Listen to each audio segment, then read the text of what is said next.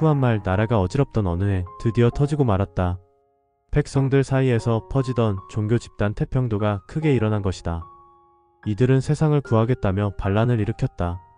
사실 이 일은 생각 있는 몇몇 선비들이 오래전부터 걱정하던 일이었다. 도교는 원래 철학이나 정치 사상을 중심으로 한 학문이었지만 시대가 흐르며 신비한 힘을 추구하는 쪽으로 바뀌었다. 그러면서 민간 신앙과 결합해 강한 영향력을 가지게 됐다.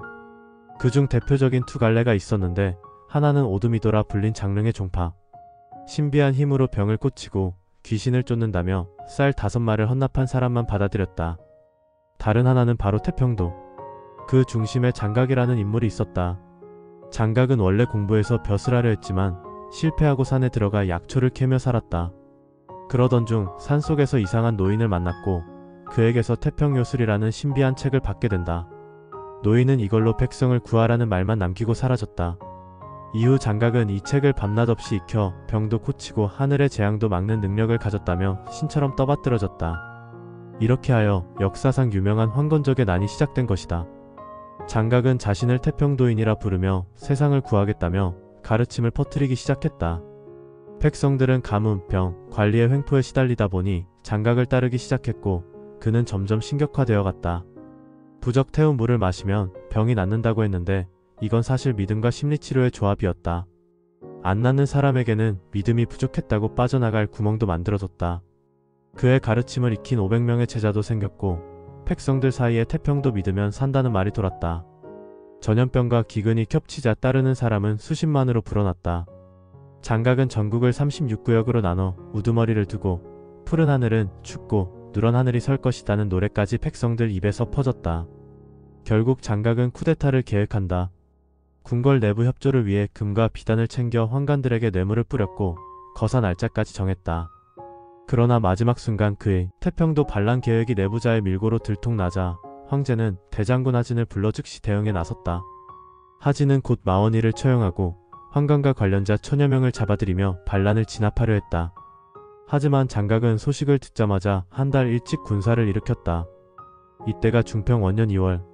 장각은 자신을 하늘의 장군이라 칭하며 아우장보와 장량에게도 땅과 사람을 뜻하는 이름을 붙였다. 백성들은 세금과 관리, 도적, 기근에 시달리던 참에 새하늘이 열린다는 종교적 메시지에 열광하며 무리를 이뤘다. 누런 수건을 머리에 두른 자들 그 수가 무려 수십만. 이렇게 황건적이 태어났다. 허약해진 조정의 관군은 번번이 패했고 각지에서는 긴급 지원 요청이 빗발쳤다. 결국 하진은 황제에게 보고하고 각지의 성벽을 보수하고 병기를 준비하며 방어에 나섰다. 동시에 유능한 장수 셋을 선발해 반란 진압에 투입했으니 이 중 한 명이 바로 유비의 스승 노식이었다. 또 다른 2명은 명망 높은 장수 황보승과 주전이었다. 황보승은 문무를 겸비한 인물로 오랜만에 중앙의 폭기에 대장을 맡게 되자 황제에게 몸을 바칠 각오를 전했다. 이렇게 황건적과의 대격돌이 본격적으로 시작되었다.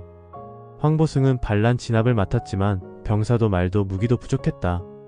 그는 황제에게 인재를 다시 기용하고 창고를 열어 무장을 포충하자고 간청했고 결국 허락을 받았다. 주전도 나섰다. 나이는 들었지만 전쟁 경험이 많았기에 선봉은 젊고 유능한 장수에게 맡기고 싶다고 했다. 그가 추천한 인물은 바로 손견. 젊고 용맹하며 머리도 잘 돌아가는 장수였다. 손견은 과거 반란군의 수장을 목패어 명성을 날렸고 지금은 합의성에 머물고 있었다.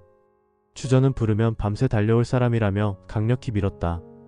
황제는 이를 수락하고 손견을 좌군사마로 임명했다. 이번엔 황보승이 조용히 말했다. 저도 한 사람 데려가고 싶습니다. 그는 조조를 추천했다. 문제도 뛰어나고 군을 이끌 능력도 있다고 했다. 황제는 조조에게 도성 방어를 맡기는 직책을 내려주었다. 마지막으로 황제는 노식에게도 물었다. 하지만 노식은 조용히 고개를 숙이고 말했다. 저는 조용히 싸우러 나가겠습니다. 말없이 돌아오게 되더라도 후회 없습니다. 그렇게 모두 전장으로 향했다. 노식은 병력 구성을 황제에게 보고하며 제자로 있던 공손찬을 추천하려다 그가 변방에 있어 대신 원소를 내세웠다. 이미 이름난 인물이라 황제도 두말 않고 허락했다. 한편 조조는 한나라의 마지막 충성을 다하고 있었지만 벼슬길은 험난했다. 권세 있는 황간의 친척을 때려 죽이는 바람에 미운 털이 박혔고 작은 고을 현령으로 밀려났다. 심지어 황후 폐위 사건에 엮여 벼슬도 빼앗겼다. 하지만 조조는 억울해도 묵묵히 고향으로 돌아가 조용히 지냈다. 이 시절 훗날 황후가 되는 변씨를 만나게 되니 인생사 세옹지마였다. 겉으로 낙향이었지만 조조는 이 시간을 자신의 인맥과 기반을 다시 다지는 준비기로 삼았다. 멀어졌던 옛 동지들과도 다시 뭉치게 된 것이다. 3년 후 그는 다시 조정으로 복귀한다. 비록 큰 자리는 아니었지만 황제에게 직언할 수 있는 자리였다.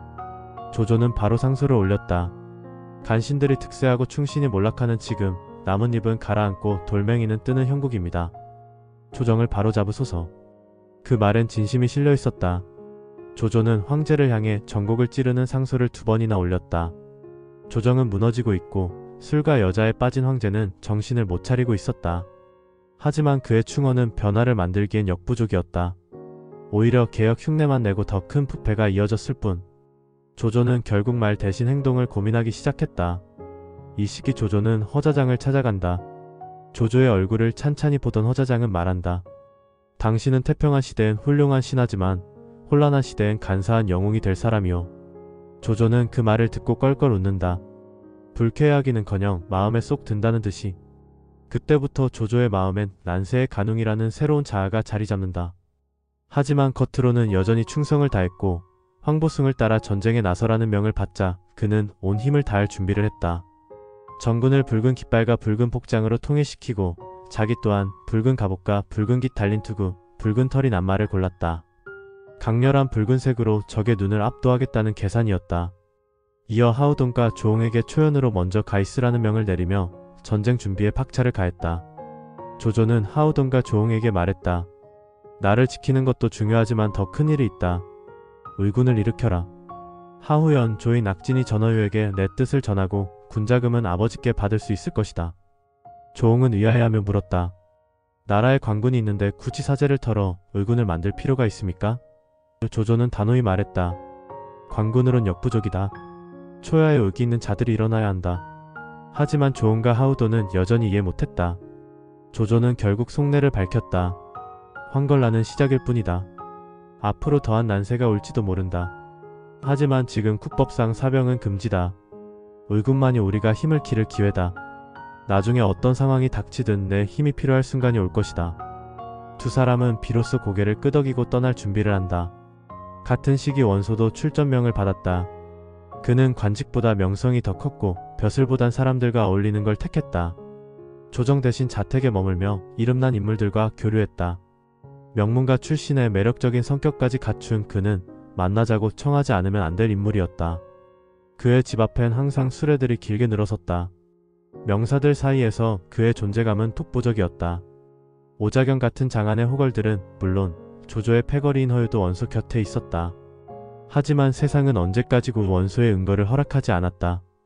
벼슬은 마다하면서도 계속해서 무리를 늘려가니 점차 의심을 받기 시작한 것이다. 특히 황관들이 민감하게 반응했다. 명문의 후예로 황문을 경멸하던 원소였기에 중상시 초충은 노골적으로 말했다. 원본초는 아비할비를 등에 업고 큰 이름을 얻고 있으면서도 조정의 부름을 듣지 않는다. 게다가 천하의 인재를 모으고 자신을 위해 죽어줄 선비들을 기르고 있다. 그가 무얼 꾀하고 있는지 알 수 없다. 소문은 궁궐 깊숙한 곳까지 퍼졌고 결국 숙부원에도 원소를 꾸짖었다. 벼슬은 받지 않고 패거리만 늘리니 의심만 받는구나. 우리 원가를 망하게 하려는 것이냐. 동생 원술도 충고했다. 형님의 대의는 알겠지만 힘이 없다면 명분도 통하지 않습니다.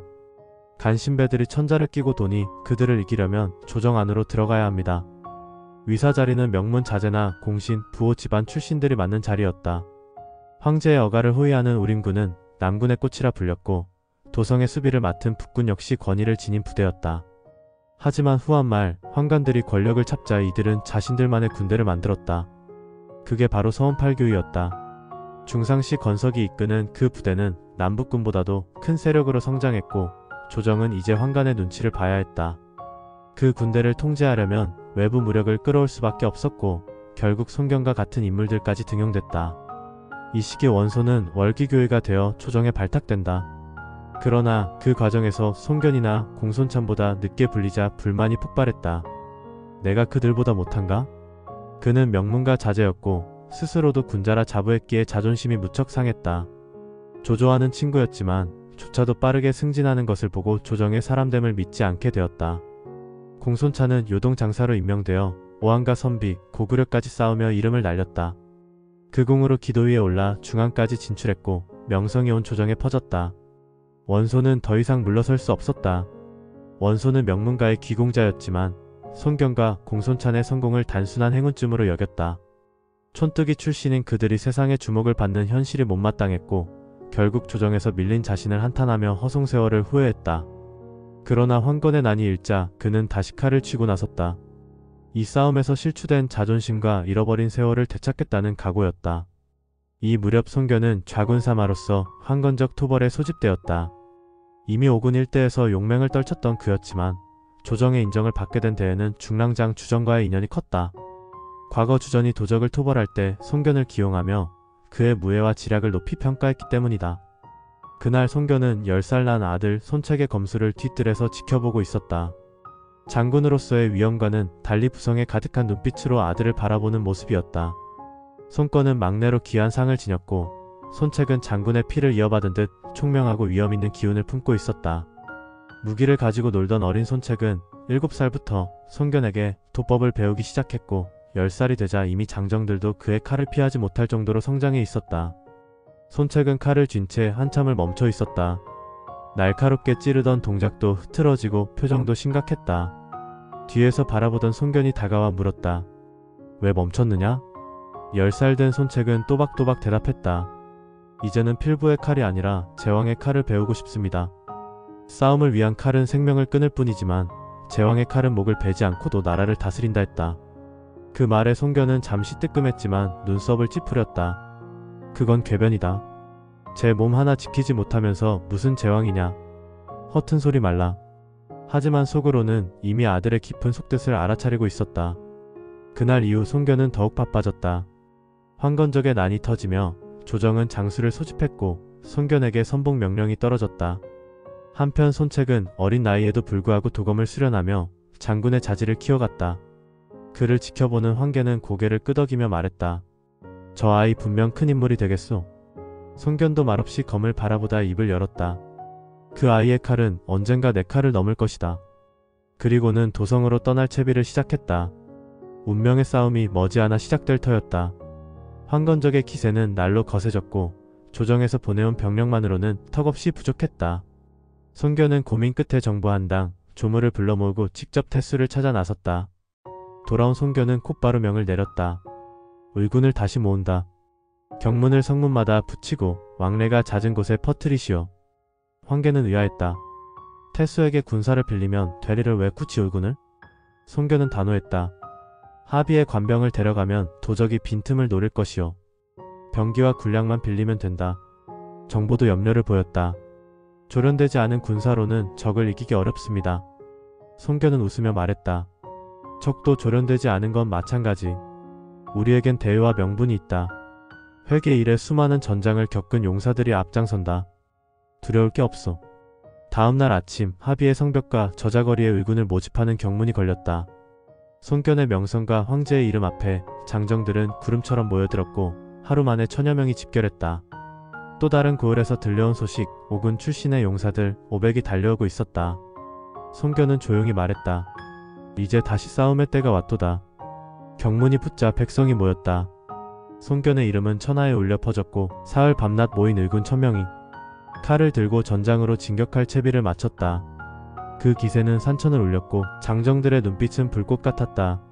승리의 확신은 칼끝에 담겼고 전장에는 먼지와 함께 운명이 휘몰아쳤다. 손견은 말없이 하늘을 바라보았다. 그의 등 뒤에는 백전 노장들과 젊은 피가 서 있었다. 이 싸움은 그저 작은 전투가 아니었다.